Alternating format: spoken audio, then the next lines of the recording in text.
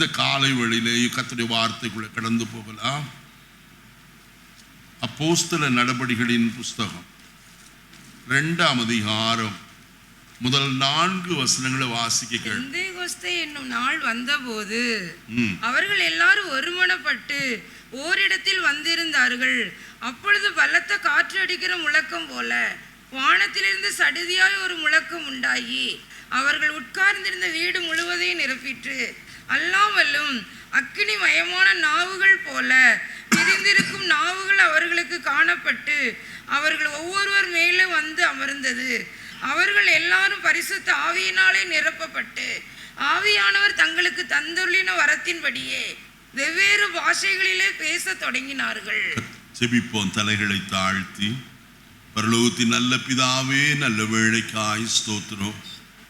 இந்த நல்ல நாளிலேயும் உடைய சன்னிதானத்தில் இதுவரைக்கும் ஆராதிக்கும் ஆண்டவரே, நீ செய்த நன்மைகளை பிள்ளைகள் சாட்சியாய் பகர்வு நீ அனுக்கிரகம் செய்தீர்.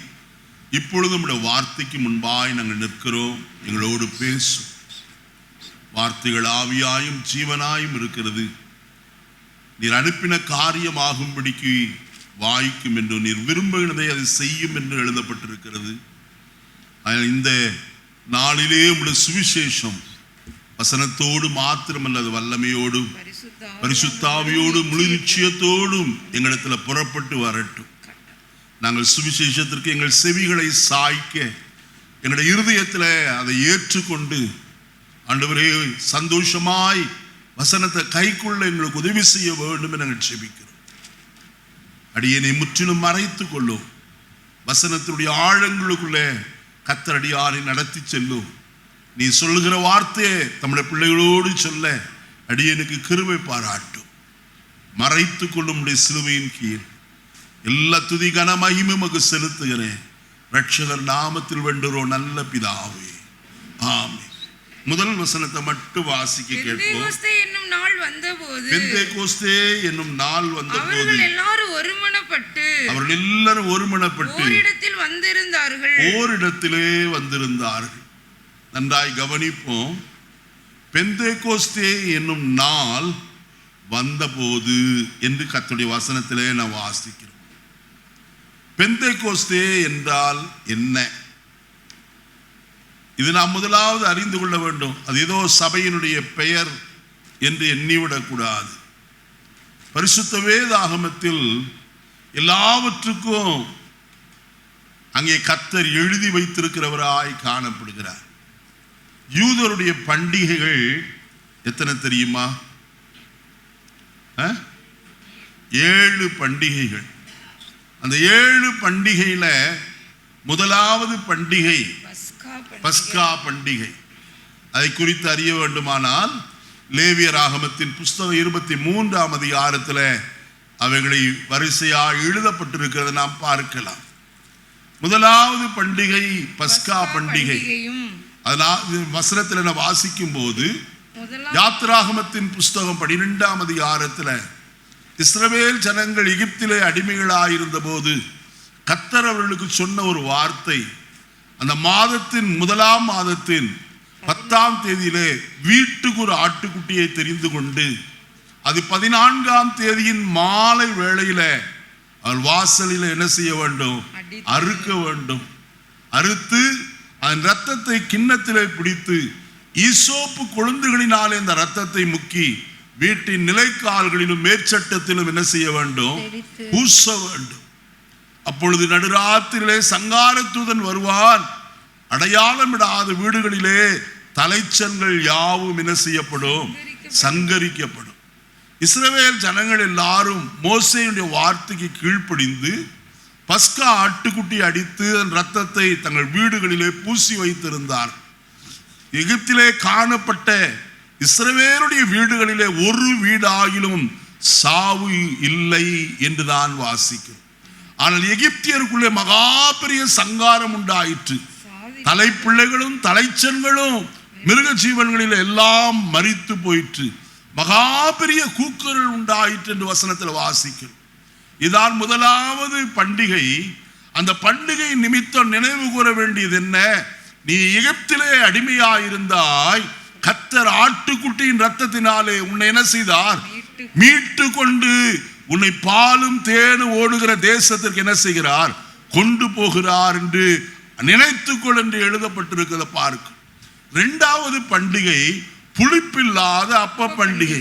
இது 7 நாளும் புளிப்பில்லாத அப்பத்தை தான் அவர்கள் சாப்பிட வேண்டும். புளிப்பை அவர்களை விட்டு என்ன செய்ய வேண்டும்? நீக்க வேண்டும். மத்தேயு 16ஆம் அதிகாரத்தில் வாசிக்கும் போது அங்கே பரிசேயர் சதுசேயர் என்பதுடைய புளித்த மாவை குறித்து எச்சரிக்கையா இருங்கள் என்று எழுதப்பட்டிருக்கிறது. மார்க் எழுதின சுவிசேஷம் 12ஆம் அதிகாரத்தில் வாசிக்கும் போது அங்கே ஏரோதின் புளித்த மாவை குறித்து என்ன செய்யுங்கள்? எச்சரிக்கையா இருங்கள் என்று எழுதப்பட்டிருக்கிறது. இந்த புளித்த மா என்ன? கர்த்தருடைய வேதத்தில் நான் வாசிக்கும் போது வசனம் இவ்விதமாய் சொல்லப்பட்டிருக்கிறத நாம் பார்க்கலாம். வசனத்தை வாசிப்போமா? 1 கொரிந்தியர் 5ஆம் அதிகாரத்திலே நான் வாசிக்கும் போது இப்படி நான் வாசிக்கலாம். 8வது வசனம். ஆகையால் நீங்கள் புளிப்பில்லாத அப்பத்தை ஆதலால் புளித்த மாவோடே அல்ல துர்க்குணம் பொல்லாப்பு என்னும் புளித்த மாவோடும் அல்ல துப்புரவு உண்மை என்னும் புளிப்பில்லாத அப்பத்தோட பண்டிகையை ஆசரிக்க வேண்டும். வசனத்துல வாசிக்கிறோம். அப்ப புளிப்பு என்ன? துர்க்குணம் பொல்லாப்பு. இதோடு கூட இப்ப புதிய ஏற்பாட்டு விசுவாசிகளாகிய நம்முடைய வாழ்க்கையில புளித்தமா துர்க்குணம் பொல்லாப்பு என்று சொல்லி சொல்லப்படுகிறது. நான் இதை குறித்து விவரமாய் சொல்ல விரும்பவில்லை, நேரம் எனக்கு முன்பதாய் மிகுந்த குறைவு. ஆகையினால புளித்த மாவை உங்கள் வீட்டை விட்டு என்ன செய்ய வேண்டும்? அப்படியானால் நம்முடைய வாழ்க்கையில துர்க்குணம் பொல்லாப்பு என்கிற இந்த துர்க்குணம், இந்த பொல்லாத புளித்த மாவை நம்மை விட்டு என்ன செய்ய வேண்டும்? அகற்ற வேண்டும். அதற்கு பதிலாக நாம் செய்ய வேண்டியது என்ன? பரிசுத்தம் உண்மை என்ற புளிப்பில்லாத அப்பத்தோடு நாம் புசிக்க வேண்டும், ஜீவிக்க வேண்டும் என்று எழுதப்பட்டு நம்முடைய வாழ்க்கையில பரிசுத்தமும் உண்மையும் எப்போதும் காணப்பட வேண்டும். இனி 3வது ஒரு பண்டிகை ஒன்று உண்டு. அறுப்பின் பண்டிகை அல்லது முதற் பலன்களை சேர்க்கும் பண்டிகை என்று கர்த்தருடைய வேதம் சொல்லுகிறது.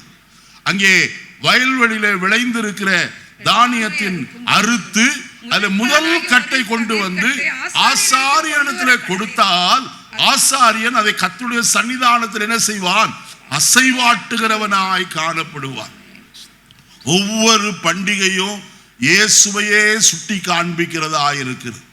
ஆண்டவராய் இயேசு கிறிஸ்து மனுக்குலத்தின் பாவத்திற்காக சிலுவையிலே சிந்தி அந்த இரத்தத்தின் மூலமாய் மனுக்குலத்திலே ரட்சிக்கப்பட்டவர்களை தம்மோடு கூட என்ன செய்தார்?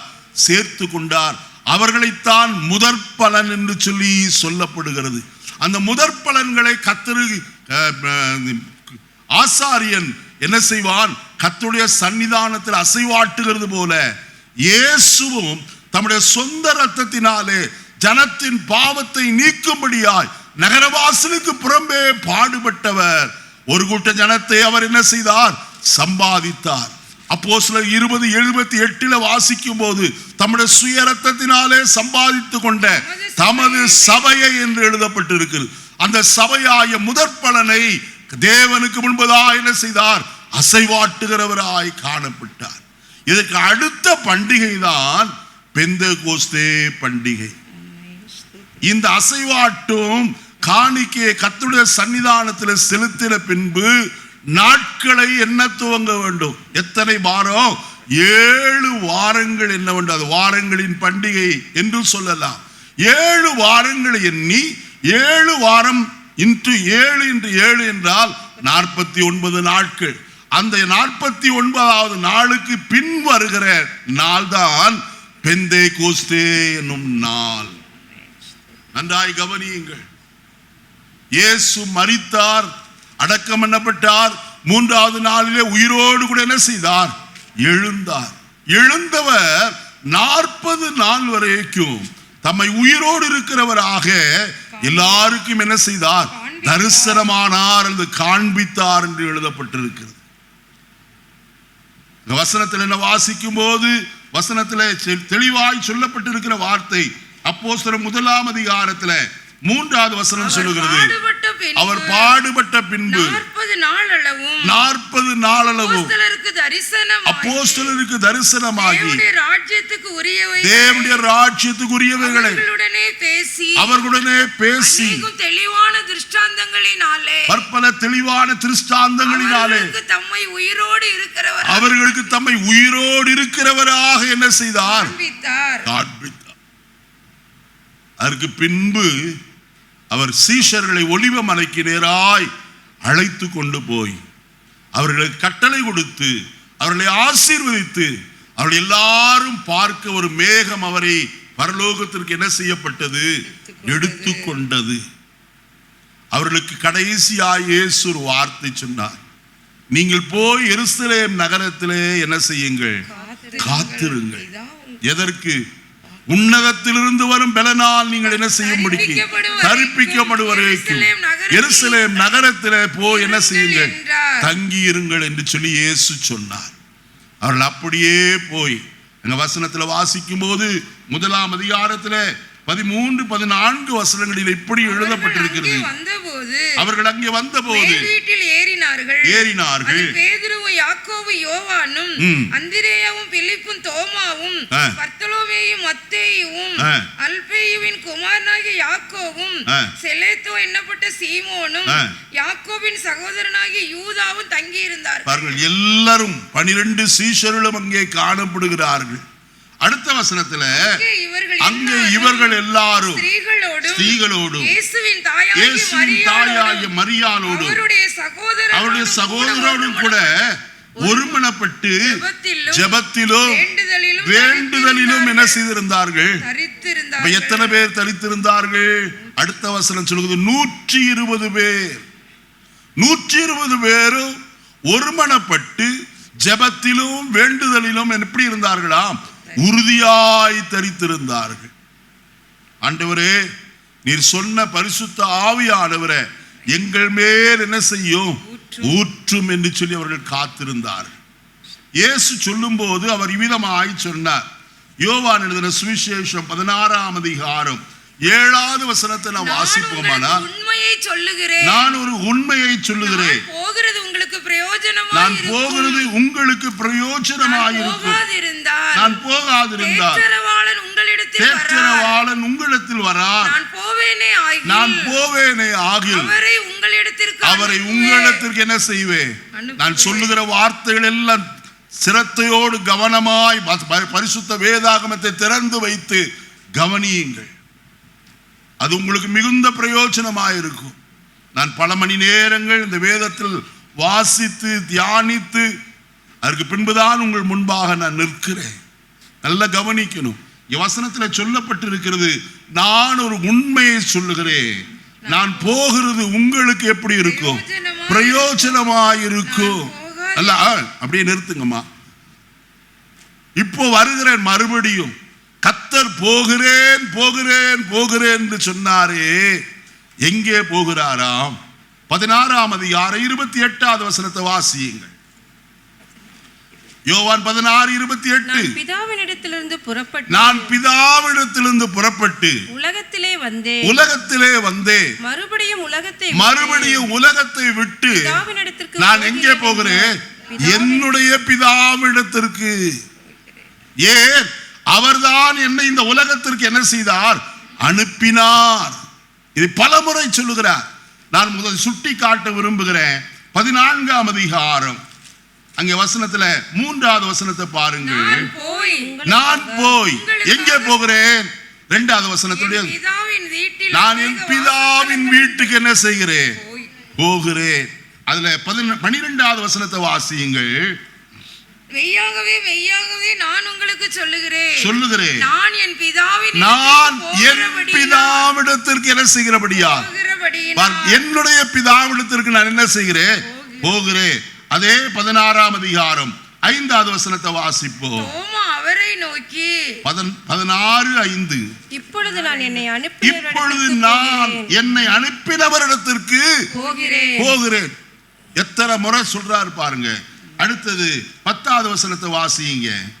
நீங்கள் இனி என்னை காணாதபடிக்கு நான் என் பிதாவிடத்திற்கு போகிறேன். 16வது வசனம். நான் பிதாவிடத்திற்கு போகிறபடியினால். 17வது வசனம். அப்பொழுது சீசரில் சிலர் நான் பிதாவிடத்தில் போகிறபடியினால். பாருங்க, எல்லா இடங்களிலேயும் இயேசு தன்னை இந்த உலகத்திற்கு அனுப்பின பிதாவிடத்திற்கு என்ன செய்கிறேன், போகிறேன் என்று மறுபடியும் சொல்லுகிறார். ஏன்? எல்லாரும் கேட்டு அதை உறுதிப்படுத்திக் கொள்ளும்படிக்குத்தான் கர்த்தர் மறுபடியும் சொல்லுகிறவராய் காணப்பட்டார். தர்மியான காலவெளியில அங்க 16ஆம் அதிகாரம் 7வது வசனத்தில் வாசித்தோம். நான் ஒரு உண்மையை உங்களுக்கு சொல்லுகிறேன், நான் போகிறது உங்களுக்கு எப்படி இருக்கும்? பிரயோஜனமாயிருக்கும். நான் போகாதிருந்தால் தேற்றரவாளன் உங்களிடத்தில் என்ன செய்யார்? வரார். அப்ப அவர் போய்தான் என்ன செய்ய போகிறார்? தேற்றரவாளனை அனுப்ப போகிறார். போய் எப்படி அனுப்புவார்? வசனத்தை வாசிப்போமா? கர்த்தருடைய வசனத்தை 14ஆம் அதிகாரம் யோவான் 14 16வது வசனத்தை வாசிக்கலாம். நான் பிதாவை வேண்டிக் கொள்வேன், அப்பொழுது என்றென்றைக்கும் உங்களுடனே கூட இருக்கும்படிக்கு சத்திய ஆவியாகிய வேறொரு தேற்றரவாளரை அவர் உங்களுக்கு என்ன செய்வார்? நல்ல கவனிக்க வேண்டிய ஒரு காரியம். நான் போவேன் என்று சொன்னார். நான் என் பிதாவிடத்திற்கு போய் என்ன செய்வேன் என்பதை இங்க வசனத்தில் சொல்லப்பட்டிருக்கு. நான் பிதாவை என்ன செய்வேன்? வேண்டிக் கொள்ளுவேன். எதற்காக? வசனம் வாசித்தீங்களே, எங்களுடனே கூட இருக்கும்படிக்கு, என்றென்றைக்கு உங்களுடனே கூட இருக்கும்படிக்கு சத்திய ஆவியாகிய வேறொரு தேற்றரவாளனை உங்களுக்கு தந்தருளுவார். பரிசுத்த ஆவியானவர் வந்து போறவரா? அநேகர் நினைக்கிறது அதுதான். சபைக்கு வந்து வேகமா கொட்டி பாட்டு வேகமா பாடினா ஆவியானவர் அப்பதான் வந்து என்ன செய்வார்? இறங்குவார். அல்ல, இது தவறான ஒரு காரியம். பரிசுத்த ஆவியானவர் அப்படிப்பட்டவர் அல்ல. ஒரு நாள் உங்கள் மேல் ஊற்றப்படுவாரானால் அந்த ஆவியானவர் உங்களோடு கூட எப்படி வாசம் பண்ணுகிறார்? நிரந்தரமாய் வாசம் பண்ணுகிறார். கரங்களை உயர்த்தி ஒரு அல்லேலூயா சொல்லுவோமா? அவர் வந்து போகிறவர் அல்ல, நிரந்தரமாய் உங்களுக்குள்ளே வாசம் பண்ணுகிறார். அதை குறித்து வசனத்தில் வாசிப்போமானால் 1 கொரிந்தியர் 3ஆம் அதிகாரம் 16வது வசனத்தை வாசியுங்கள். நீங்கள் தேவனுடைய ஆலயமா இருக்கிறீர்கள் என்றும் தேவனுடைய ஆவி உங்களில் வாசமாய் இருக்கிறார் என்றும் அறியாதிருக்கிறீர்களா? ஒருவன் தேவனுடைய ஆலயத்தை கெடுத்தால் தேவன் கெடுப்பார். நல்ல கவனிங்க. நீங்கள் தேவனுடைய ஆலயமாய் இருக்கிறீர்கள் என்றும் தேவனுடைய ஆவி உங்களில் எங்கே வாசமாய் இருக்கிறார்? நல்ல சத்தமா சொல்லுங்க. உங்களில் வாசமாயிருக்க. எத்தனை பேர் விசுவாசிக்கிறாங்க? எனக்குள்ளே வாசமாயிருக்கிற கர்த்தருடைய ஆவியானவராலே. இன்னும் ஒரு வார்த்தையை தெளிவாய் சொல்ல விரும்புகிறேன். ரோமருக்கு எழுதின நிருபம் 8ஆம் அதிகாரம் 11வது வசனத்தை வாசியுங்கள். ரோமர் 8:11. அன்றியும் இயேசுவை மரித்தோரிலிருந்து எழுப்பினவருடைய ஆவி. பாருங்க, இந்த ஆவியானவர் எப்படிப்பட்டவர்? இயேசுவை மரித்தோரிலிருந்து எழுப்பின ஆவியானவர். அப்படிப்பட்ட வல்லமை உள்ள ஆவியானவர் உங்களிலே வாசமாயிருந்தார். நல்ல கவனிங்க. அந்த ஆவியானவர் பிதாவிடத்திலிருந்து புறப்பட்டு வந்து மரித்து அடக்கம் பண்ணப்பட்டு 3வது நாள் வரைக்கும் கல்லறையிலே காணப்பட்ட அந்த இயேசுவை உயிரோடு கூட என்ன செய்தார்? எழுப்புகிறவளாய் காணப்பட்டார். அதைத்தான் அப்போஸ்தலனாகிய பேதுரு சொல்லும் போது இவ்விதமாய் சொல்லுகிறத நாம் பார்க்க முடியும். அப்போஸ்தலர் 2ஆம் அதிகாரம் 23 3வது வசனத்திலிருந்து வாசிப்போம். அப்படி இருந்தும் தேவன் நிர்ணயித்திருந்த ஆலோசனையின்படி அவருடைய முன்னறிவிப்பின்படியேயும் ஒப்பு கொடுக்கப்பட்ட அந்த இயேசுவை நீங்கள் பிடித்து அக்கிரமக்காரருடைய கைகளினாலே சிலுவையில் ஆணியடித்து கொலை செய்தீர்கள். தேவன் அவருடைய மரண உபாதிகளின் கட்டை அவிழ்த்து அவரை என்ன செய்தார்? எழுப்பினார். அது அவர் மரணத்தினால் என்ன செய்யப்பட முடியவில்லை, கூடாது இருந்தது. அப்படியே வசனத்தை புடிச்சு வச்சுட்டு 18ஆம் சங்கீதத்துக்கு வருவோம். இந்த வசனத்தை விட்டுற வேண்டாம். அப்போஸ்தலர் 2 வாசிப்போம். 5வது வசனத்தை வாசியுங்கள். பாதாள கட்டுகள் என்னை சூழ்ந்து கொண்டது. மரண கண்ணிகள் என்மேல் விழுந்தது. எனக்கு உண்டான நெருக்கத்திலே கர்த்தரை நோக்கி கூப்பிட்டு தேவனை நோக்கி அபயமிட்டு ஆலயத்தில் இருந்து. போதுமா? 116ஆம் சங்கீதம் 116ஆம் சங்கீதம் வசனத்தை நான் வாசிப்போமானால் 3வது வசனத்தை வாசிப்போம். மரண கட்டுகள் என்னை சுற்றி கொண்டது. பாதாள இடுக்கண்கள் என்னை பிடித்தது. இக்கட்டையும் சஞ்சலத்தையும் என்ன செய்தேன்? தேவரீரின் மரணத்தின் கட்டுகளை என்ன செய்தீர்? அவிழ்த்து விட்டீர் என்று சொல்லி கர்த்தருடைய வசனம் சொல்லுகிறது. மரணத்தின் கட்டுகள் அவரை கட்ட கூடாதபடிக்கு காணப்பட்டார். தேவன் அவருடைய மரணத்தின் கட்டுகளை என்ன செய்தாராம்? அவிழ்த்தார் என்று எழுதப்பட்டிருக்கிறது. அவரை குறித்து பேதுரு இன்னும் சொல்லும் போது இவ்விதமாய் சொல்கிறார். வாசிப்போமா? 32வது வசனம். அப்போஸ்தலர் 2:32. இந்த இயேசுவை தேவன் எழுப்பினார். இதற்கு நாங்கள் எல்லாரும் சாட்சிகளாய் இருக்கிறோம். அவர் தேவனுடைய வலதுகரத்தினாலே உயர்த்தப்பட்டு பிதா அருளிய வாக்குத்தத்தத்தின்படி பரிசுத்த ஆவியை பெற்று நீங்கள் இப்பொழுது காண்கிறதும் கேட்கிறதுமாகிய இதை என்ன செய்திருக்கிறார்? உங்கள் மேல் பொழிந்தருளினார். அதுதான் பெந்தேகோஸ்தே நாளுடைய அனுபவம். அருமையானே, பெந்தேகோஸ்தே நாள் வந்தபோது அவருடைய அனுபவத்தை குறித்து உங்களுக்கு சொன்னேன். அவர்கள் எல்லாரும் ஒரே நோக்கத்தோடு கூட எருசலேமில மேல் வீட்டில் என்ன செய்திருந்தார்கள்? கூடி வருகிறவர்களாய் காணப்பட்டார். உன்னதத்திலிருந்து அந்த ஆவியானவர் அவர்கள் மேல் என்ன செய்யப்பட வேண்டும்? ஊற்றப்பட வேண்டும். அது எதற்காக? யோவான் 14:17 வாசிப்போமே. யோவான் 14:17. உலகம் அந்த சத்திய ஆவியானவரை காணாமலும் அறியாமலும் இருக்கிறபடியினால் அவரை பெற்றுக்கொள்ள மாட்டாது. அவர் உங்களுடனே வாசம் பண்ணி உங்களுக்குள்ளே இருப்பதால் நீங்கள் அவரை அறிவீர்கள். யாரை அறிவீர்கள்? சத்திய ஆவியானவரை நீங்கள் முதலாவது அறிவீர்கள்.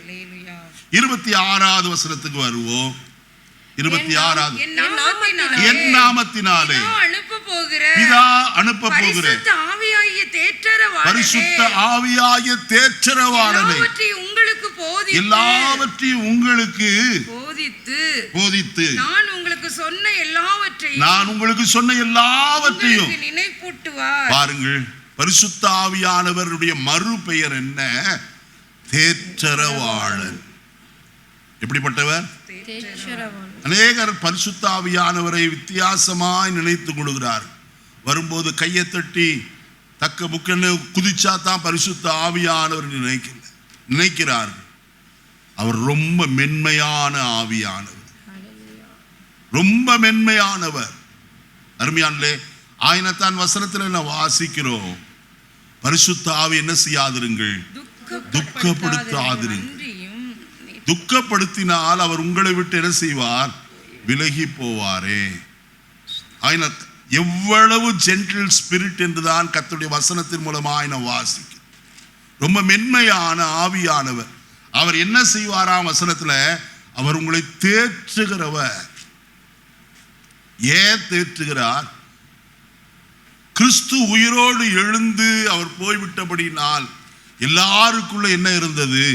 துக்கம் காணப்பட்டது. வேதனையோடு இருந்தார்கள். 3.5 ஆண்டு காலங்கள் நம்மோடு கூட காணப்பட்ட இந்த இயேசு இப்பொழுது நம்மை விட்டு என்ன செய்தாரே? எடுத்து கொள்ளப்பட்டாரே. இனி நமக்கு யார் என்கிற ஒரு காரியம். அதற்குத்தான் சொன்னார், நான் போய் தேற்றரவாளனை உங்களிடத்திற்கு என்ன செய்வேன்? அனுப்புவேன். அவர் என்ன செய்வார்? ஏசாயா தீர்க்கதரிசியின் புஸ்தகம் 28ஆம் அதிகாரம் 11வது வசனத்தில் என்ன வாசிக்கும் போது, பரியாச உதடுகளினாலும் அந்நிய பாஷைகளினாலும் இந்த ஜனத்தோடே அவர் என்ன செய்வார்? எப்படி பேசுகிறார்? நல்ல கவனிங்க. நம்மோடு கூட பேசுகிறவர் யார்? பரிசுத்த ஆவியானவர். எப்படி பேசுகிறாரா? பரியாச உதடுகளினாலும் அந்நிய பாஷையினாலும். இது மலையாளத்துல ரொம்ப அழகா இருக்குது. விக்கி விக்கி பறையுന്ന பாஷை. என்ன செய்யறது? விக்கி விக்கி அப்படின்னா என்னது? விக்கி விக்கி பேசுகிற ஒரு பாஷை தான் பரிசுத்த ஆவியானவர் நமக்கு தருகிற பாஷை. நாம அந்த பாஷையை கற்றிருக்கிறோமா? இல்லை. ஆனால் அவர் அதை என்ன செய்கிறார்? நமக்குள்ளே பேச வைக்கிறவராய் காணப்படுகிறார். அந்நிய பாஷை, இதுவரைக்கும் யாரும் கேட்டிராத பாஷையில. சரி, அப்ப பரிசுத்த ஆவியானவர் வந்தால் நமக்கு கிடைக்கிற காரியம் என்ன? அவர்கள் செய்த காரியம் என்ன? அதை குறித்து நான் அப்புறம் சொல்லுகிறேன். ஆனால் பரிசுத்த ஆவியானவர் வரும்போது அங்கே 16ஆம் அதிகாரம் 8வது வசனத்திலிருந்து வாசிக்கும் போது இப்படி சொல்லப்பட்டிருக்கிறது, அவர் வந்து பாவத்தை குறித்து. நல்ல கவனிங்க. அவர் பாவத்தை குறித்து, நீதியை குறித்து, நியாய தீர்ப்பை குறித்து உலகத்தை என்ன செய்வார்?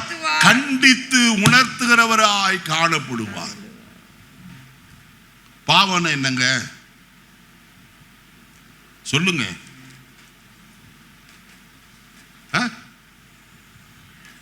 ஏன் நேரத்தை வேஸ்ட் பண்ணீங்க? நீங்களே சொல்லிட்டு போங்க. பாவம்னா என்ன? கொலை செய்யறது பாவம், திருடுகிறது பாவம், விபசாரம் பாவம், பொய் சொல்லுகிறது பாவம். இது எல்லாம் பாவமா இருந்தாலும் பிரதான பாவம் ஒன்று உண்டு. அந்த வசனத்தை வாசிப்போமா? 9வது வசனத்தை. அவர்கள் என்னை விசுவாசியாதபடியினாலே பாவத்தை குறித்தும். அப்ப கிறிஸ்துவை விசுவாசியாமல் இருப்பதுதான் எப்படிப்பட்ட பாவம்? பெரிய பாவமா இருக்கு. கிறிஸ்துதான் உலக ரட்சகர் என்று இன்றைக்கு ஜனங்கள் என்ன செய்கிறது? இல்லை, விசுவாசிப்பது இல்லை. கிறிஸ்துதான் இந்த உலகத்தின் ரட்சகர், எனக்காக இந்த உலகத்திலே வந்து எனக்காக மரித்து அடக்கம் பண்ணப்பட்டு 3வது நாள் உயிரோடு எழுந்த மெய்யான கர்த்தர் என்று யாரும் என்ன செய்கிறது இல்லை? விசுவாசிக்கிறது இல்லை. அப்ப அதை விசுவாசியாதது என்னவா இருக்கிறது? பாவமாய் காணப்படுகிறது. அடுத்த 2வது 10வது வசனம். நீங்கள் இனி என்னை காணாதபடியினாலே நான் என் பிதாவிடத்திற்கு போகிறபடியினால் நீதியை குறித்து. நான் எங்க போக போறேன்? என் பிதாவிடத்திற்கு போக போகிறேன். அப்ப நீதியை குறித்து அவர்தான் என்ன செய்கிறவர்? போதிக்கிறவர். எது நீதி? நல்ல கவனிங்க. லூக்கா எழுதின சுவிசேஷம் 7ஆம் அதிகாரம் 29-30 வசனங்களில் வாசிக்கும் போது, யோவானுடைய உபதேசத்தை கேட்ட ஆயக்காரர் முதலான சகல ஜனங்களும் அவனாலே ஞானஸ்நானம் பெறார், தேவன் நீதிபரர் என்று அறிக்கையிட்டார்கள். தேவன் எப்படிப்பட்டவர்? பரிசுத்தர் அல்லது நீதிபரர், நீதி உள்ளவர் என்று அறிக்கையிட்டார்கள். ஆனால் பரிசேயரும் நியாய சாஸ்திரிகளுமோ அவனாலே ஞானஸ்நானம் பெறாமல் தங்களுக்கு கேடு உண்டாக தேவனுடைய ஆலோசனையானது நீதியை என்ன செய்தார்கள்? தள்ளிவிட்டார்கள். அருமையானவர்களே, தேவனுடைய நீதி நமக்கு நன்றாய் தெரியும்.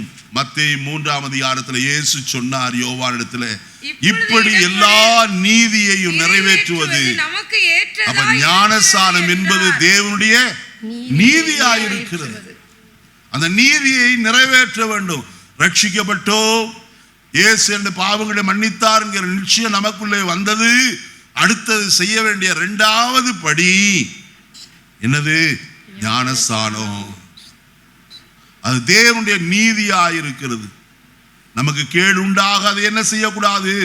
தள்ளிவிடக்கூடாது என்று வேதம் சொல்கிறது. அடுத்தது 3வது 11வது வசனத்தில், இந்த உலகத்தின் அதிபதி நியாயம் தீர்க்கப்பட்டபடியினால் நியாய தீர்ப்பு.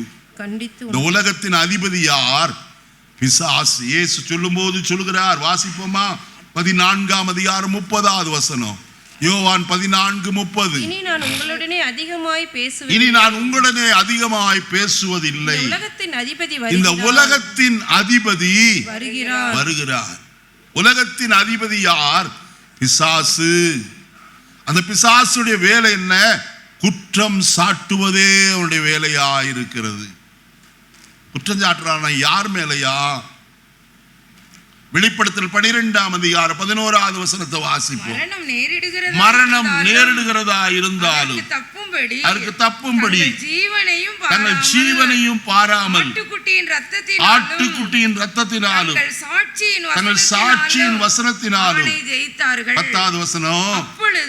அப்பொழுது வானத்திலிருந்து ஒரு பெரிய சத்தம் உண்டாகி, ரட்சிக்கும் வல்லமையும் நமது தேவனுடைய ராஜ்யமும் அவருடைய கிறிஸ்துவின் அதிகாரமும் உண்டாயிருக்கிறது. இரவும் பகலும் நம்முடைய தேவனுக்கு முன்பாக நம்முடைய சகோதரர் மேல் குற்றம் சுமத்தும் பொருட்டு அவர்கள் மேல் குற்றம் சாட்டுகிறவன் தாழ தள்ளப்பட்டு போனான். நல்ல கவனிங்க. எப்பெல்லாம் குற்றம் சாட்டுகிறவன்? இரவும் பகலும். அவனுக்கு தூக்கமே இல்லை. எப்போதும் இரவும் பகலும் தன் சகோதரர் மேல் என்ன செய்கிறவன்? குற்றஞ்சாட்டி கொண்டே இருக்கிறவன். பிரதான ஆசாரியனாகிய யோசுவாவின் மேல் குற்றஞ்சாட்டும்படி அவன் வலது பார்சத்தில் வந்து நின்றான். கர்த்தருடைய வார்த்தை வந்தது, கர்த்தர் உன்னை கடிந்து கொள்வாராக என்று சொன்னார். அதற்கு பின்பு பார்த்தபோது யோசுவா அழுக்கு வஸ்திரம் தரித்தவனாய் அங்கே கர்த்தருடைய சன்னிதானத்தில் நிற்கிறார். அப்ப அவனுக்கு சொல்லப்பட்ட வார்த்தை என்ன? இவனுக்கு வேறு வஸ்திரங்களை என்ன செய்யுங்கள்? தற்பியுங்கள் என்று சொல்லி சொல்லப்பட்டது. பிசாசு எப்போது நம்மேல் குற்றம் சாட்டும்படியாய் எங்கே நிற்கிறான்? தேவனுடைய சன்னிதானத்தில் தான் நிற்கிறான். நல்ல கவனிக்கணும். நம்ம மேல குற்றம் சாட்டுவான். எதற்கு? எப்படியாயில் அவனை தன்னுடைய பிள்ளையாய் மாற்றி நரகாக்கினிக்கு கொண்டு போக வேண்டும் என்பதே அவனுடைய விருப்பம். அங்கே அவர்கள் புழு சாவாமலும் அக்கினி என்ன செய்யாமலும் அவியாமலும் இருக்கும். இரவும் பகலும் அங்கே இருந்து கூக்குரலும் பற்கடிப்பும் காணப்படும். நரக வேதனை என்பது சாதாரணமானது அல்ல, பயங்கரமான ஒரு இடம். அது பிசாசுக்காகவும் அவருடைய தூதர்களுக்காகவும் ஆயத்தம் பண்ணப்பட்ட அந்த ஸ்தலத்தில், பொல்லாத ஸ்தலத்தில் ஒருவராயிலும் போகாதபடிக்கு நம்முடைய ஆத்துமாவை கர்த்தருக்கு ஒப்பு கொடுத்து பரிசுத்தமாய் வாழ்ந்து பரலோக ராஜ்யத்தில் சேர்க்கப்பட முயற்சி பண்ணும். இந்த காலை வேளையில இப்படிப்பட்டவன் தான் பிசாசு என்பதை உங்களுக்கு சுட்டி காண்பித்திருக்கிறேன். இப்ப இந்த பெந்தெகோஸ்தே நாளுடைய காரியம் என்ன என்பதைத்தான் நான் உங்களோடு கூட சற்று விளக்கி சொல்ல போறேன். நிறைய இருக்கிறது, ஆனால் அதற்கெல்லாம் நேரம் இல்லை. உங்களோடு கூட சொல்லத்தக்கதாய் எனக்கு ஒரு செய்தி ஒன்று உண்டு. அந்த செய்தியை மட்டும் நான் சொல்லி இன்றைக்கு நிறைவு செய்கிறேன். கர்த்தருக்கு சித்தமானால் அடுத்த வாரத்தில் உங்களோடு தொடர்ச்சியாய் பேசுவேன். வாசிப்பு அப்போஸ்தலர் 2ஆம் அதிகாரம் 2வது வசனத்தை நான் வாசிக்கிறேன். பலத்த காற்று அடிக்கிற முழக்கம் போல, அப்பொழுது பலத்த காற்று அடிக்கிற முழக்கம் போல, வானத்திலிருந்து சடிதியாய் ஒரு முழக்கம் உண்டாகி அவர்கள் உட்கார்ந்திருந்த வீடு முழுவதையும் நிரப்பிற்று. அல்லாமலும் அக்கினிமயமான நாவுகள் போல பிரிந்திருக்கும் நாவுகள் அவர்களுக்கு காணப்பட்டு அவர்கள் ஒவ்வொரு மேலும் வந்து என்ன செய்தது? அமர்ந்தது. இந்த 2 வசனத்துல 3 காரியங்கள் அடங்கி இருக்கிறது. ஒன்று பலத்த காற்று, 2வது ஒரு முழக்கம் அல்லது சவுண்ட், இரைச்சல் சத்தம், 3வது காரியம் அக்கினி. நல்ல கவனிங்க. மறுபடியும் உங்களுக்கு ஒரு கிளிப்பிள்ளைக்கு சொல்லிக் கொடுக்கிறது போல உங்களுக்கு சொல்லிக் கொடுக்கிறேன். முதலாவது என்ன? பலத்த காற்று. 2வது சத்தம் அல்லது பயங்கரமான ஒரு முழக்கம், இரைச்சல். 3வது காரியம் அக்கினி. இது எல்லாம் நடந்ததே. இது நம்முடைய வாழ்க்கையோடு சம்பந்தப்பட்டு நான் இன்னைக்கு ஒரு 3 காரியத்தை மட்டும் சொல்லி நிறைவு செய்யும்படியாய் நான் விரும்புகிறேன். 3 காரியத்தையும் நான் இன்னைக்கு பேசுவதில்லை. ஒரே ஒரு காரியம், அதில் சம்பவித்த 3 காரியங்களை உங்களோடு நான் சற்று விளக்கி பேசும்படிக்கு நான் விரும்புகிறேன். வாசிப்போம். யாத்திராகமத்தின் புஸ்தகம் 14ஆம் அதிகாரம். யாத்திராகமம் 14ஆம் அதிகாரம் 21வது வசனத்தை வாசிக்கிறோம். மோசே தன் கையை சமுத்திரத்தின் மேல் நீட்டினான். அப்பொழுது கர்த்தர் ராம் முழுவதும் பலத்த கீழ்காற்றினார். சமுத்திரம் ஒதுங்கும்படிக்கு செய்து அதை வறண்டு போக பண்ணினார். ஜலம் பிளந்து பிரிந்து போயிற்று. ஒரு அல்லேலூயா சொல்லுவோமா?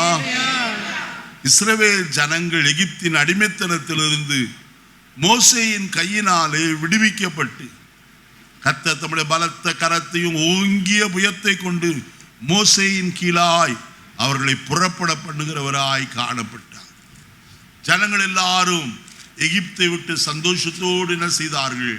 புறப்பட்டு வருகிறவர்களாய் காணப்பட்டார். புறப்பட்டு வந்து இப்பொழுது வசனத்தில் நான் வாசிக்கிற வேளையிலே வசனம் இப்படி சொல்லப்பட்டிருக்கிறது.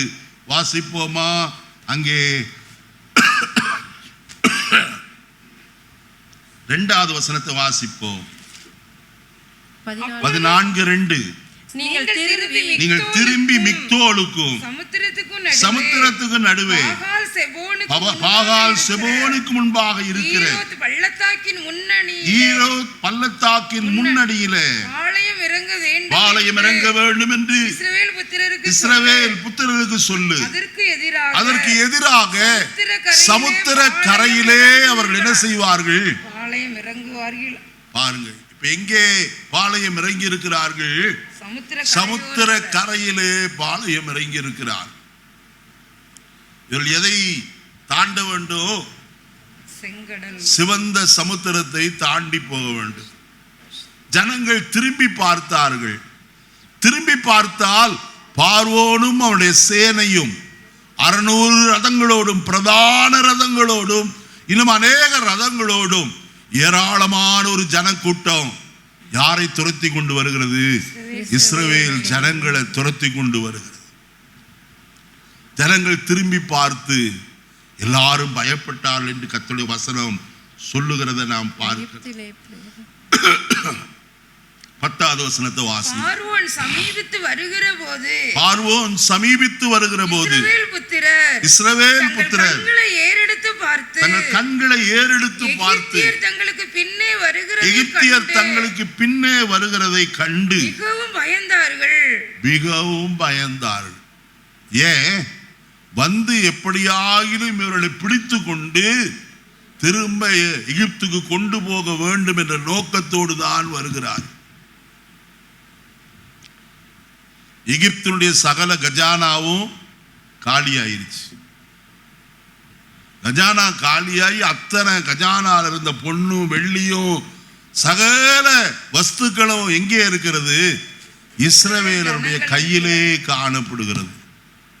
ஆகையினால் பார்வோனும் அவருடைய சேனைகளும் இப்ப எப்படியாயிலும் இவர்களையும் இவர்கள் கொண்டு போன சகல பொருட்களையும் திருப்பி கொள்ள வேண்டும் என்றுதான் வந்திருக்கிறார்கள். ஜனங்கள் இவர்கள் ரதத்தோடு வருகிறதை கண்டவுடனே பயம் சூழ்ந்து கொண்டது. அப்ப அவர்கள் செய்த காரியம் என்ன?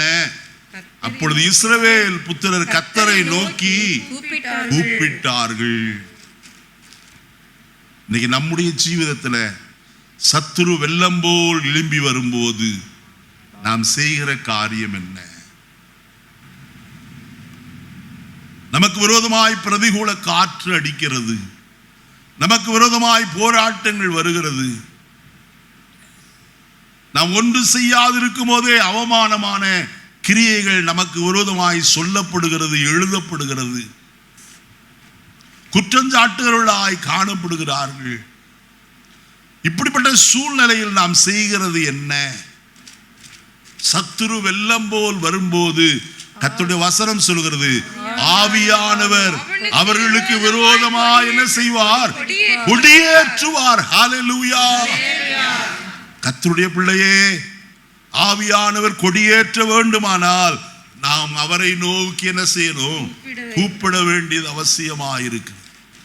ஜனங்கள் எல்லாருக்கும் மிகுந்த பயம், என்ன செய்வது என்று தெரியவில்லை. நல்ல கவனிங்க, முன்னே செங்கடல், பின்னே பார்வோனுடைய சேனை, இந்த பக்கத்திலும் இந்த பக்கத்திலும் மலைகள் சூழ்ந்திருக்கிறது. தப்பித்துக் கொள்ள ஒரு வழியும் இல்லை. இன்னைக்கு கேட்கிற கர்த்தருடைய பிள்ளைகளே, யாராயிலும் இந்த காலை வேளையில இப்படிப்பட்ட நெருக்கத்தின் மத்தியிலே காணப்படுகிறீர்களா? கடன் பிரச்சனை, வியாதியாகிய பிரச்சனை, போராட்டங்கள், நெருக்கங்கள், சத்துருக்கள் நமக்கு விரோதமாய் எழும்பி நமக்கு விரோதமாய் சதி செய்கிற காரியங்கள் எவைகளாய் காணப்பட்டாலும், உங்களுக்கு முன்பாய் காணப்பட்டாலும், பின்பக்கத்தில் தொடர்ந்து வந்த பார்வோனுடைய சைனியத்தை போல காணப்பட்டாலும், ஒரு காரியத்தை மறந்துவிட வேண்டாம். இஸ்ரவேல் ஜனங்கள் கர்த்தரை நோக்கி என்ன செய்தார்கள்? கூப்பிட்டார்கள். உங்களுடைய கண்களை எங்கே ஏறிடுங்கள்? ஒத்தாசை வரும் பர்வதங்களுக்கு நேராக ஏறிடுங்கள் என்று சொல்லி எழுதப்பட்டு இருக்கிறது. ஒத்தாசை வடக்கிலும் தெற்கிலும் மேற்கிலும் கிழக்கிலும் இருந்து அல்ல, உன்னதத்திலே இருந்து ஒத்தாசை அனுப்புகிறவர், நமக்கு ஒத்தாசை அனுப்பி நம்மை விடுவிக்கிறவராய் காணப்படுகிறார். பண பிரச்சனையா? எத்தனை நாட்கள் நான் இப்படி இருக்க முடியும், எனக்கு யார் தருவார் என்று ஒரு வேளை யோசித்துக் கொண்டிருப்பீர்கள் என்றால், கர்த்தர் உன்னதத்திலிருந்து உங்களுடைய தேவைகளை சந்திக்க வல்லவராயிருக்கிறார். நான் ஏன் இதை சொல்லுகிறேன்? இந்த காலை வேளையில கர்த்தருடைய வசனத்தில் சொல்லப்பட்டிருக்கிற ஒரு வார்த்தை நன்றாய் கவனியுங்கள். கர்த்தர் மோசேயோடு சொல்லுகிறார் 16வது வசனத்துல, நீ உன் கோலை ஓங்கி உன் கையை சமுத்திரத்தின் மேல் நீட்டி சமுத்திரத்தை பிளந்து விடு. ஒரு மனுஷனாலே சமுத்திரத்தை பிளக்க கூடுமா? வேடிக்கையான ஒரு கதை ஒன்றை சொல்லுவார்கள். ஒரு குடும்பத்தார் பிள்ளைகளோடு கூட சமுத்திரத்திற்கு, பீச்சுக்கு கடந்து போனார்கள். பிள்ளைகள் விளையாடி கொண்டிருந்தார் மணல்ல. திடீரென்று குழியை வெட்டினார்கள், குழியை தோண்டினார்கள். ஒரு சிறு பையன் ஓடி போய் கடல்ல இருக்க தண்ணீரை தன் கையிலே பிடித்து கொண்டு வந்து இதில் ஊற்றினார். அவருடைய நினைப்பெல்லாம் என்ன? கொஞ்சம் கொஞ்சமாய் கொண்டு வந்தால் இந்த குழி என்ன செய்யும்? தண்ணீராலே நிரம்பு என்று சொல்லி. அவன் போய் திரும்பி வர்றதுக்குள்ள தண்ணீர் இருக்காது. காரணம் அது மணல் உள்ளே உள்வாங்கி விடும். இது கூடாத காரியம். ஒன்றை நன்றாய் கவனிப்போம். நம்முடைய பிரயாசத்தினாலே நாம் எதையும் என்ன செய்ய முடியாது? சாதிக்கவே முடியாது. நம்முடைய பலத்தினாலோ, நம்முடைய ஞானத்தினாலோ, நம்முடைய அறிவினாலோ நாம் எதையாயிலும் சாதிக்கலாம் என்று சொல்லி நினைத்தால் அதுதான் கூடாத காரியம். அருமையானே, எனக்காய் யாவற்றையும் செய்கிற ஒரு கர்த்தர் பரலோகத்தில் இருக்கிறார். அவர் சொல்லாகும், அவர் கட்டளையிட நிற்கும் என்று எழுதப்பட்டிருக்கிறது.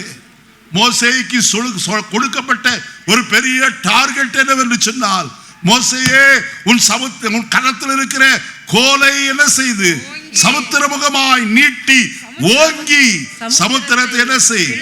இழந்து விடு. மோசே எப்படி ஆண்டவரே என்னாலே கூடும் என்று அவன் திகைக்கவே இல்லை. ஆமென். ஹalleluya. ஏன் தெரியுமா? இது சாதாரண கோல் அல்ல. ஆமென். ஹalleluya. யாத்திராகமம் 4ஆம் அதிகாரம் 21வது வசனத்தை வாசிக்கிற வேளையிலே வசனம் சொல்லுகிறது, அப்பொழுது கர்த்தர் மோசேயை நோக்கி நீ எகிப்திலே திரும்பி போய் சேர்ந்த பின்பு நான் உன் கையிலே அளித்திருக்கிற அற்புதங்கள் யாவையும் பார்வோனுக்கு முன்பாக செய்யும்படிக்கு. அப்ப பார்வோனுக்கு முன்பதாய் அவன் அற்புதம் செய்தானே, எதை கொண்டு செய்தான்? 20வது வசனம் அங்கே 3ஆம் அதிகாரத்தில் வாசிக்கும் போது கர்த்தர் மோசேயை பார்த்து கேட்கிறார், மோசேயே உன் கையில் இருக்கிறது என்ன? அவன் சொன்னான், கோல் ஆண்டவரே. அவன் ஆடு மேய்க்கிறவன் எப்போதும் கோலை வைத்திருப்பான், தடியை வைத்திருப்பான். ஏனென்றால் ஏதாகிலும் ஆடுகளுக்கு ஆகாரம் கிடைக்கும் மரமாயிருந்தால் அந்த மரக்கிளையை இழுத்து ஆடுகளுக்கு காட்டுவான், ஆடுகள் அதை சாப்பிடும்.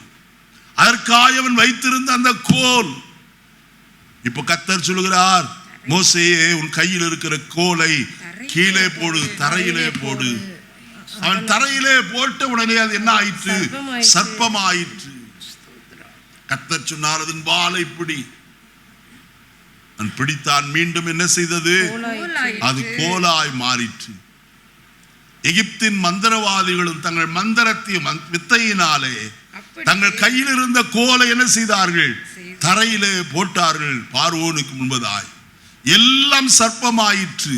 ஆனால் ஆரோனுடைய கோலாய சர்ப்பம் சகல சர்ப்பங்களையும் என்ன செய்தது? விழுங்கி போட்டது. கர்த்தருடைய வல்லமை அந்த கோலின் முகாந்தரமாய் வெளிப்பட்டது. அருமையான கர்த்தருடைய பிள்ளைகளே, சத்துருவின் சகல வல்லமைகளையும் மேற்கொள்ள நான் உங்களுக்கு என்ன கொடுத்திருக்கிறேன்? அதிகாரம் கொடுத்திருக்கிறேன். அவைகளில் ஒன்று உங்களை சேதப்படுத்த மாட்டாது என்று சொன்னாரே. உடைய கையில் இருக்கிற வேத வசனமாகிய இந்த கோலை நீங்கள் பிடித்துக் கொள்வீர்களானால் அந்த சகல மந்திரவாதத்தின் கோல்களையும் விழுங்கி போடத்தக்கதான வல்லமை. ஆகையினால மோசே கர்த்தரிடத்தில் கேட்கவில்லை, இந்த கோலை கொண்டு என்னையா செய்ய முடியும்? ஏனென்றால் அவனுக்கு ஞாபகம் உண்டு, இந்த கோலை கொண்டுதான் நான் கீழே போட்ட போது மந்திரவாதியுடைய சகல கோல்களையும் என்ன செய்தது? விழுங்கி போட்டது. மாத்திரமல்ல, அவன் அவன் தண்ணீரில் மேல் தன்னை கோலை நீட்டின போது அந்த தண்ணீர் எல்லாம் என்ன ஆயிற்று? ரத்தமாய் மாறிற்று. அற்புதங்களை செய்த கோல் இது. ஆகையால் இப்பொழுது சமுத்திரத்தின் மேல் தன் கையை நீட்டி சமுத்திரத்தை என்ன செய்கிறான்? பிளக்கிறவனாய் காணப்படுகிறான். அவன் அவன் கோலை ஓங்கின போது கர்த்தருடைய கை மோசேயுடைய கையின் மேல வந்து அமர்ந்தது. நன்றாய் கவனியுங்கள் கர்த்தருடைய வசனத்தை. ஏசாயா தீர்க்கதரிசியின் புஸ்தகம் 10ஆம் அதிகாரம் 26வது வசனத்தை நாம் வாசிக்கிற வேளையில வசனம் இவ்விதமாய் சொல்லுகிறது. ஏசாயா 10:26. ஓரேப் கன்மலை அண்டையிலே மீதியானியர் வெட்டுண்டது போல சேனைகளின் கர்த்தர் அவர்களில் ஒரு சவுக்கை எழும்பி வர பண்ணி எகிப்திலே தமது கோலை கடலின் மேல் ஓங்கினது போல அவன் மேல் என்ன செய்வார்? மோசே ஓங்கினாலும் யாருடைய கை ஓங்கி பிடிக்கிறது? கர்த்தருடைய கை. 11ஆம் அதிகாரம் 15வது வசனத்தை வாசிப்போம். ஏசாயா 11:15. எகிப்தின் சமுத்திரமுனையை ஒருத்தர் வாசிங்கம்மா. எகிப்தின் சமுத்திரமுனையை கர்த்தர் முற்றிலும் அழித்து தம்முடைய காற்றின் வலிமையினால் நதியின் மேல் தமது கையை நீட்டி. யாருடைய கையை? கர்த்தர் தமது கையை நீட்டினார்.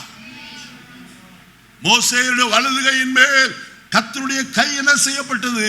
நீட்டப்பட்டது. அருமையானே, மோசே எகிப்திலே அற்புதங்களை செய்யும் போது அங்கே ஒரு காரியம், மோசே தரையிலே அடித்தான், பேன்களாய் பிறப்பிக்கப்பட்டது.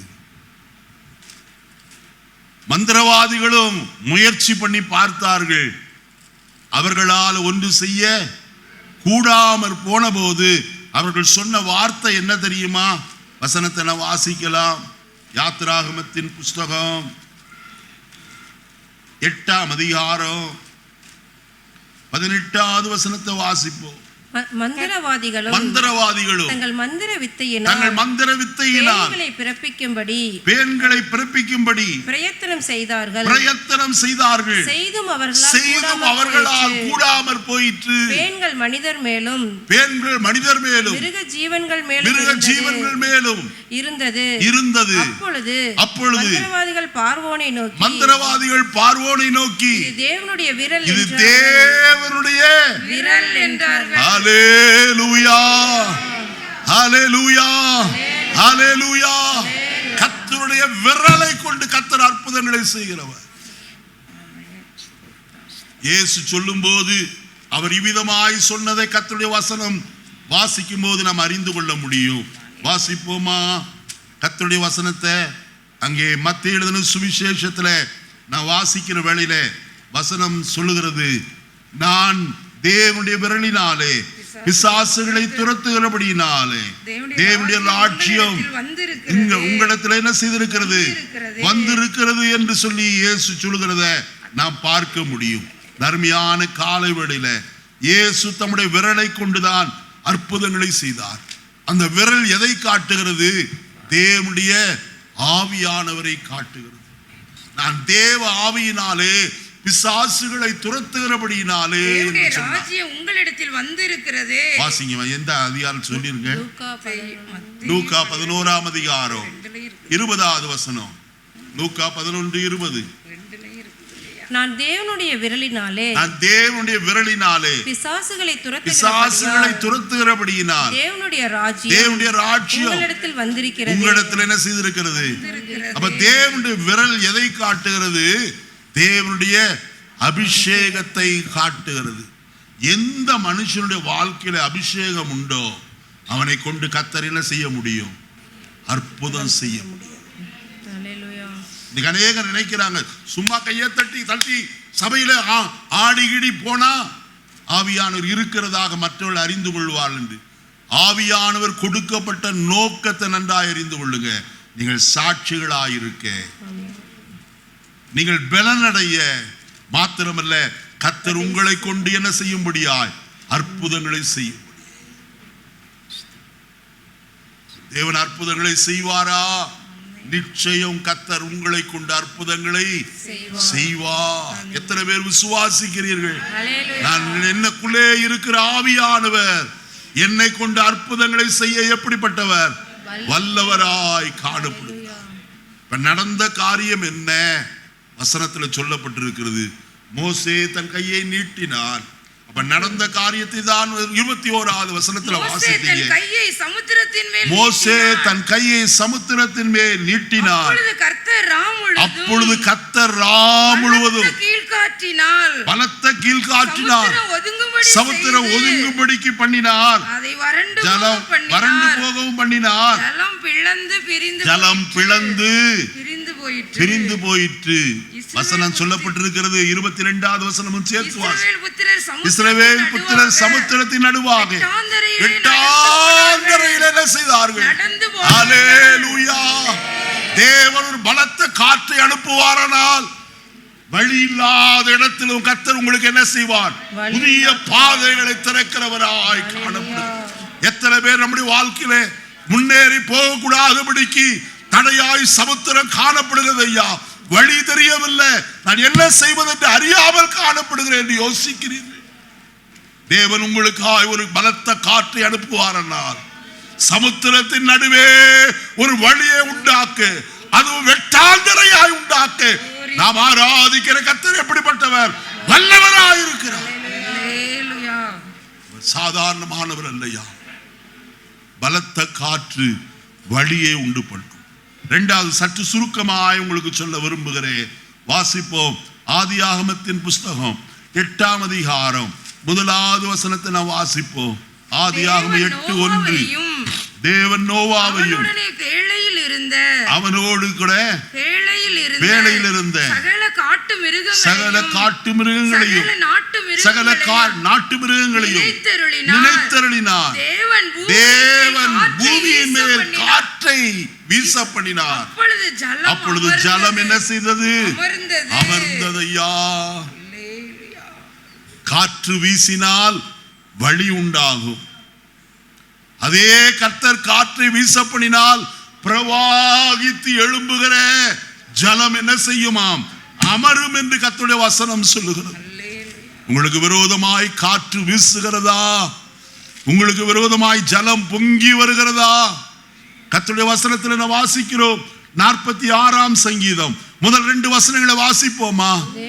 46ஆம் சங்கீதம். தேவன் நமக்கு அடைக்கலமும் பெலனும் ஆபத்து காலத்தில். தேவன் நமக்கு அடைக்கலமும் வாசிங்க. பெலனும் ஆபத்து காலத்தில் அனுகூலமான துணையுமானவர். ஆகையால் பூமி நிலை மாறினாலும் நடுசமுத்திரத்தில் காய்ந்து போனாலும் மலைகள் நடுச்சமுத்திரத்தில் சாய்ந்து போனாலும் அதில் ஜலங்கள் கொந்தளித்து பொங்கி பெருக்கினார் பர்வதங்கள் அதிர்ந்தாலும் நாம் என்ன செய்யும்? ஹல்லேலூயா. வசனம் சொல்லுகிறது ஜலங்கள் கொந்தளித்து பெருகி பெருக்கினால் பர்வதங்கள் என்ன செய்யுமா? அதிர்ந்தால் நாம் பயப்படும். பொங்கி எழும்புகிற ஜலத்தையும் என்ன செய்ய பண்ணுகிறவர்? அமர பண்ணுகிறவர் நம்முடைய கர்த்தரை. மார்க் 4ஆம் அதிகாரத்தில் வாசிக்கும் போது 35வது வசனத்திலிருந்து நானே சொல்லுகிற, வாசிக்க வேண்டாம். அக்கறைக்கு வாருங்கள் என்று சீஷரை அழைத்து கொண்டு போனார். அவரோ தலகணையை வைத்து நித்திரையாய் போனார். தண்டு வலித்து பார்த்தார்கள், முடியவில்லை, முன்னேற முடியவில்லை. உடனே படுத்திருக்கிற போதகரை பார்த்து, போதகரே நாங்கள் மடிந்து போகிறது உமக்கு கவலை இல்லையா? எழுந்திரும் என்று சொன்னார்.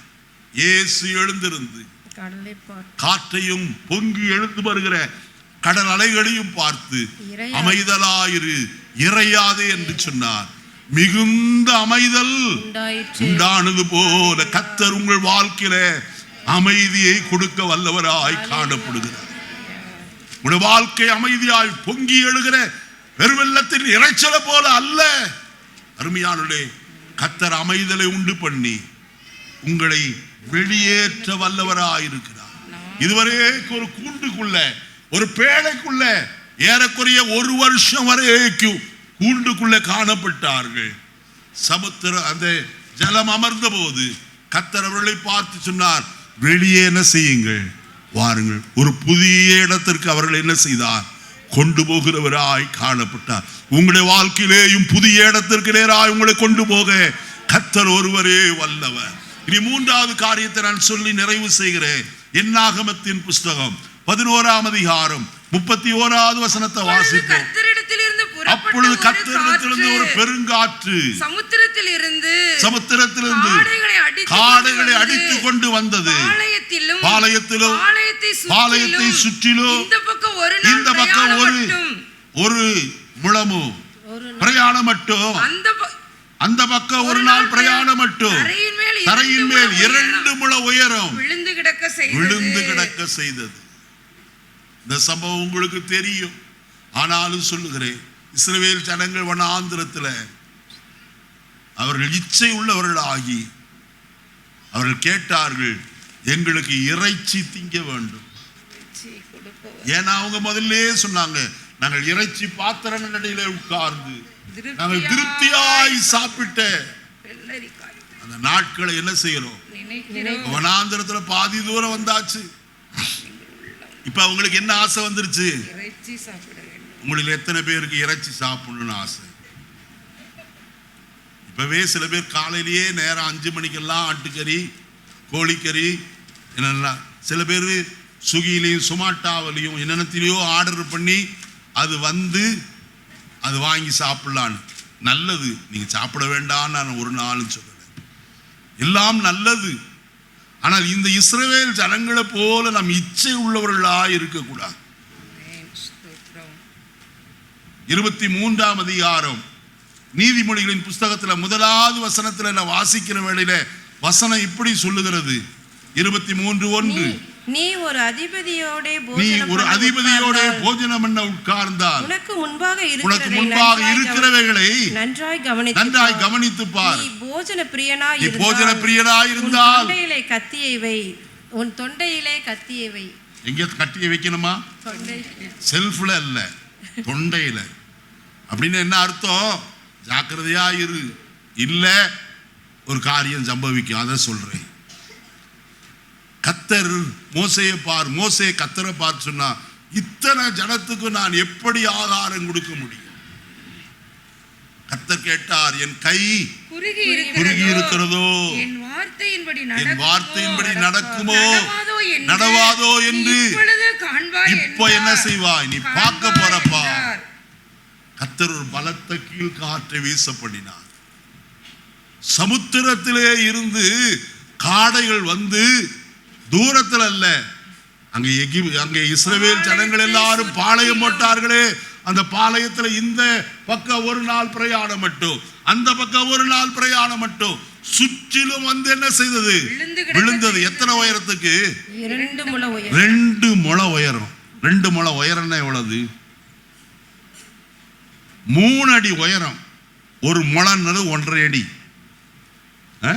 அப்புறம் 2 முழம்னா எவ்வளவு? 3 அடி உயரத்துக்கு என்ன செய்தது? சுத்தி சுத்தி உட்கார்ந்து இருக்குதுயா காடைகள். ஜனங்கள் போய் அதை பிடித்து அதை சமைத்து என்ன செய்தார்கள்? சாப்பிட்டாங்க. அதுக்கு பின்னாடி நடந்ததுதான் ரொம்ப சுவாரஸ்யமான ஒரு காரியம். வாசிப்போமா? 33வது வசனம். தங்கள் பற்கள் நடுவே இருக்கும் இறைச்சியை அவர்கள் மென்று தின்னும் முன்னே கர்த்தருடைய கோபம் ஜனங்களுக்குள்ளே மூண்டது. கர்த்தர் ஜனங்களை மகா பெரிய வாதையால் வாதித்தார். அவங்க என்ன செய்தாங்க தெரியுமா? அவங்க சாப்பிட்டாங்க, வயிற்றுக்குள்ள போச்சு, வயிறு நிரம்புச்சு. இப்ப எது வழியா வரணும் சொல்லுங்க? வாந்தி எடுக்கணும்னா இப்படிதான். ஆனா இங்க என்ன சொல்லியிருக்கு? அவங்க மூக்கு வழியில வந்துச்சான். அப்படின்னா எப்படி சாப்பிட்டு இருப்பாங்க? அதனால வசனத்துல சொல்லுகிறது, அவர்கள் இறைச்சியின் மேல் இச்சை உள்ளவர்களாயிருந்தார்கள். ஒரு சிலர், எனக்கு நான்வெஜ் இல்லைன்னா சாப்பிடவே மாட்டேன், அட்லீஸ்ட் எனக்கு என்ன இருக்கணும்? முட்டையாவது இருக்கணும். அப்படின்னா தான் நான் என்ன செய்வேன்? சாப்பிடுவேன். இல்லாட்டி நான் பட்டினியா கிடக்கிறேன். எத்தனை விசுவாசி இப்படி இருக்காங்க. அருமையானவர்களே, நான் குற்றஞ்சாட்டுகிறேன் என்று சொல்லி நினைக்க வேண்டாம். கர்த்தருடைய வசனம் சொல்லுகிறது. வசனத்துல வாசி, உங்களுக்கே சொல்லிடுறேன் நான் அந்த வசனத்தை. சங்கீதம் 106ஆம் சங்கீதம் 14வது வசனத்தை வாசி. வனாந்தரத்திலே இச்சை உள்ளவர்களாகி அவாந்தர வெளியிலே தேவனை அவர்கள் தேவனை என்ன செய்தார்கள்? பரீட்சை பார்த்தார்கள். அப்பொழுது அவர்கள் கேட்டதை அவர்களுக்கு கொடுத்தார். அவர்கள் ஆத்துமாக்களிலோ என்ன செய்தாரா? இளைப்பை அனுப்பினார் என்று கர்த்தருடைய வசனம் சொல்கிறது. ஆயினால் இந்த காலை வேளையிலே என்னை கேட்கிற கர்த்தருடைய பிள்ளைகளே, ஜீவிப்பதற்கு ஆகாரம் தேவை. கர்த்தர் பலத்த காற்றை வீசி ஆகாரத்தை நம்ம எல்லாரும் எழுந்து இந்த வார்த்தைகளை நிறைவு செய்கிறேன். அன்றைக்கு பெந்தெகோஸ்தே நாளிலே 3 சம்பவங்கள் நடந்தது. ஒன்று பலத்த காற்று, 2வது முழக்கம் உண்டாயிற்று, சத்தம் வந்தது, 3வது அக்கினி வெளிப்பட்டது. நான் ஒரு காரியத்தை மட்டும் உங்களோடு நேரம் குறைவுள்ளதாக இருந்தபடினாலே பேசி முடித்திருக்கிறேன். அந்த காற்று நிமித்தமாய் சமுத்திரத்தில் ஒரு வழியை கர்த்தர் உண்டு பண்ணினார். வழி இல்லாத இடத்துல கர்த்தர் வழியை உண்டு பண்ணுவதற்கு அவராலே மாத்திரமே கூடும். திகைத்து நிற்கிறீர்களா? ஜூன் மாதம் வருகிறது. பிள்ளைகளுக்கு ஃபீஸ் கட்ட வேண்டும், கல்லூரியிலே ஃபீஸ் கட்ட வேண்டும், டொனேஷன் கட்ட வேண்டும், புக்ஸ் வாங்க வேண்டும், யூனிஃபார்ம் வாங்க வேண்டும். பல காரியங்களை குறித்து உங்களுடைய இருதயம் சஞ்சலம் அடைந்து கொண்டிருந்தாலும் கர்த்தருடைய பிள்ளைகளே, இறைகிற கடலிலே கர்த்தர் வழியை உண்டு பண்ண வல்லவரா இருக்கிறார். இரண்டாவது காரியம் உங்களுக்கு சொன்னேன், கர்த்தர் சமுத்திரத்தின் மேல் காற்றை வீச பண்ணின போது அங்கே வசனம் சொல்லுகிறது ஆகாரம் கடந்து வந்தது.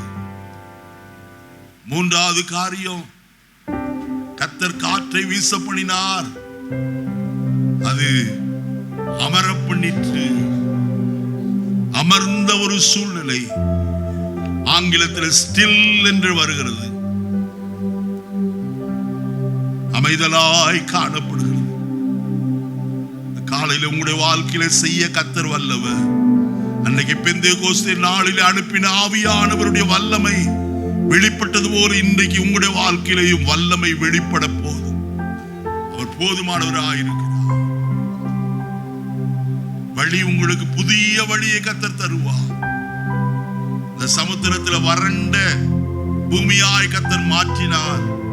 ரெண்டு பக்கத்திலேயும் ஜலம் அவர்களுக்கு மதில் போல பாதுகாப்பாய் காணப்பட்டது. அக்கறைக்கு கடந்து போனார்கள்.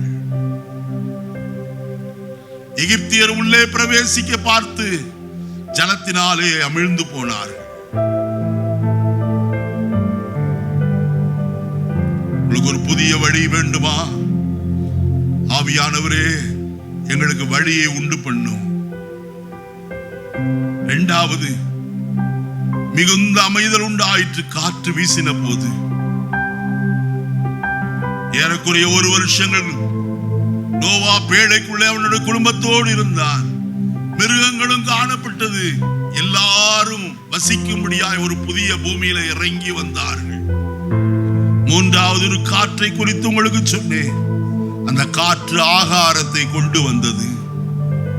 உங்களுடைய வாழ்க்கையிலேயும் கர்த்தர் ஆகாரத்தினால் உங்களை போஷிக்க வல்லவராயிருக்கிறார். நீதிமானை பசியினால் வருந்த விடார். சிங்க குட்டிகள் தாழ்ச்சி அடைந்து பட்டினியாயிருக்கும். கர்த்தரை தேடுகளுக்கோ ஒரு நன்மையும் குறைவுபடாது. இந்த காலையில புதிய வழியை உங்களுக்கு ஆய் திறக்கிறவர், ஜலத்தை அமர பண்ணி புதிய பூமியிலே உங்களை கொண்டு வந்து சேர்க்கிறவர்,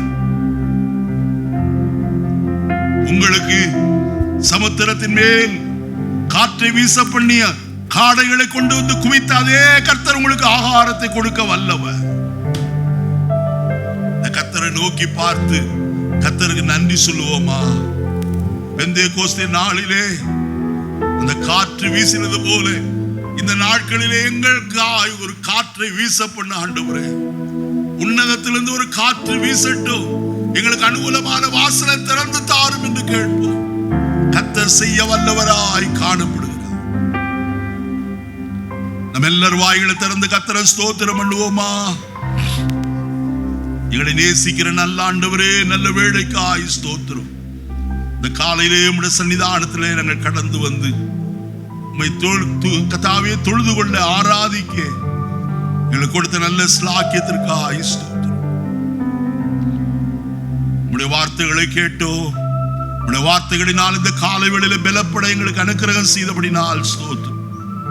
தொடர்ந்து விண்ணக காற்றை எங்கள் மேல் வீச பண்ணி புதிய பாதைகளை திறப்பீராக. புதிய பூமியை நாங்கள் காண உதவி செய்யும் ஆண்டவரே. ஆகாரத்தினால் எங்களை திருப்தியாக்கும். உம்முடைய கிருபை எங்கள் மேல் தங்கியிருக்கட்டும். நீர் பேசி நம்முடைய வார்த்தைகளுக்காக உமக்கு நன்றி சொல்லுகிறோம். இயேசுவின் நாமத்தில் பிதாவே.